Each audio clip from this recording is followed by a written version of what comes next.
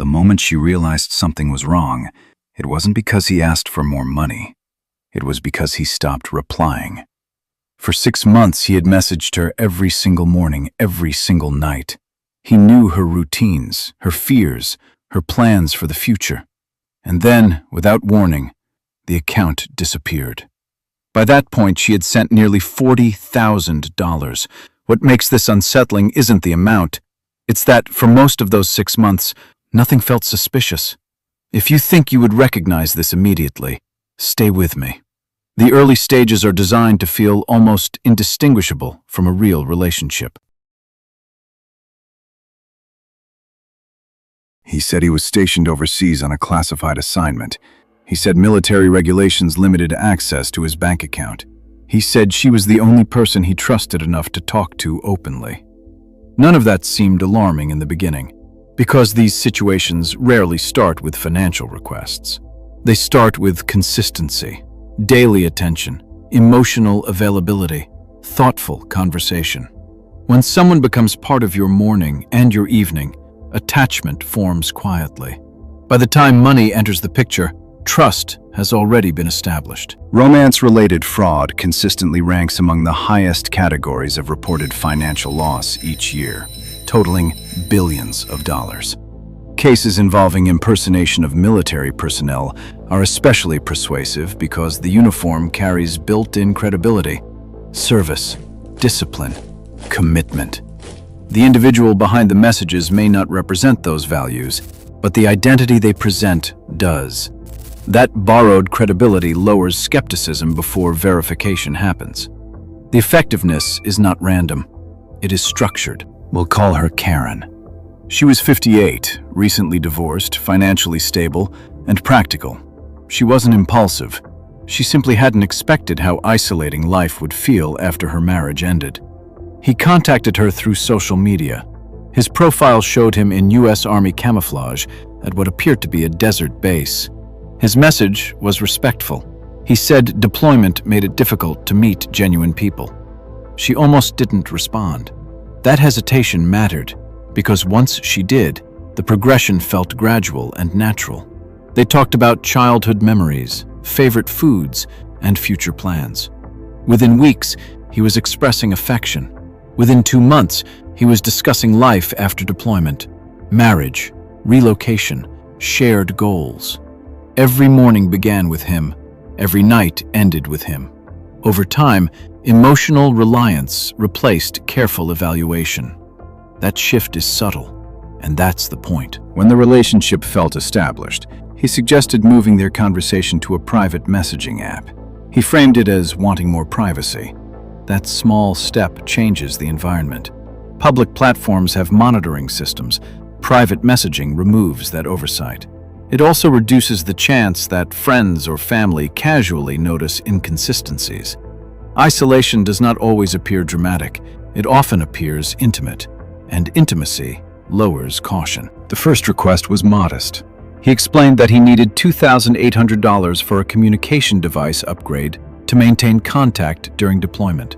He expressed reluctance and promised repayment once he returned home.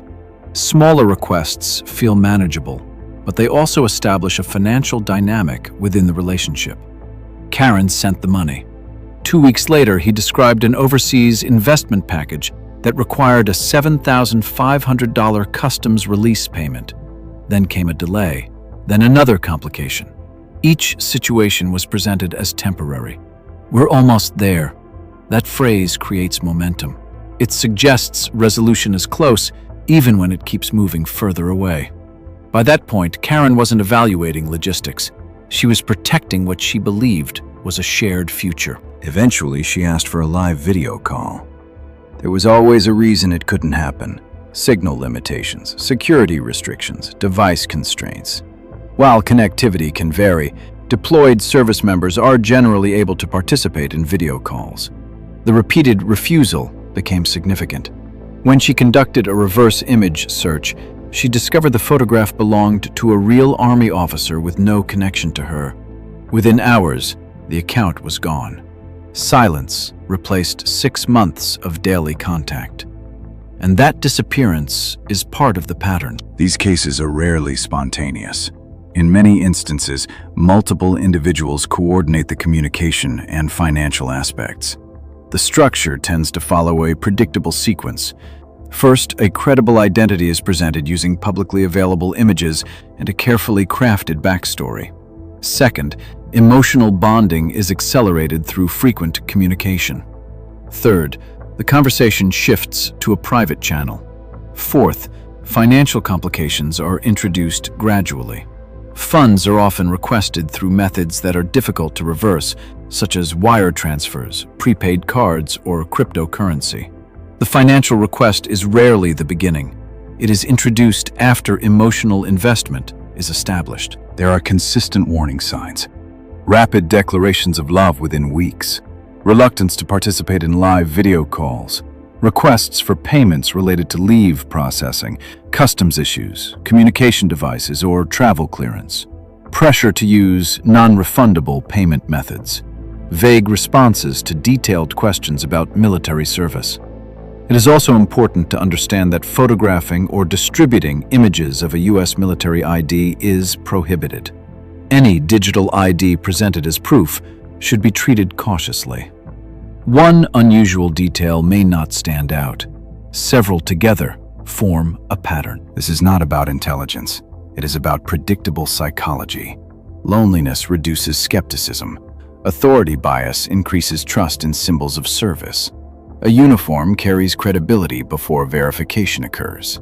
Then, the sunk cost effect takes hold. After investing time, emotion, and money, walking away feels difficult. People continue hoping that one final payment will resolve everything. Hope is powerful. These schemes rely on that hope. If someone claiming to be military asks for money for leave paperwork, customs fees, communication upgrades, or travel clearance, pause. Active duty personnel receive regular pay and do not require civilians to fund operational costs. Reverse image search profile photos. Ask specific questions about rank, unit, base location, and specialty. Speak with someone outside the relationship to gain perspective. If funds have already been sent, cease communication. Contact your financial institution as soon as possible. Report the incident through official fraud reporting channels. Reporting may not always result in recovery, but it helps prevent repetition. Military romance scams are not random misunderstandings. They follow a structure. Borrowed credibility, accelerated attachment, gradual financial involvement. The uniform becomes a borrowed identity. The urgency is timed. The resolution is always almost there. In our previous episode, we exposed how romance scammers manufacture trust. In the next video, we uncover how impersonators pose as celebrities and convince victims the relationship is real. If you value calm, fact-based analysis of how these systems work, subscribe to Scam Exposed. Understanding the structure early is the strongest protection.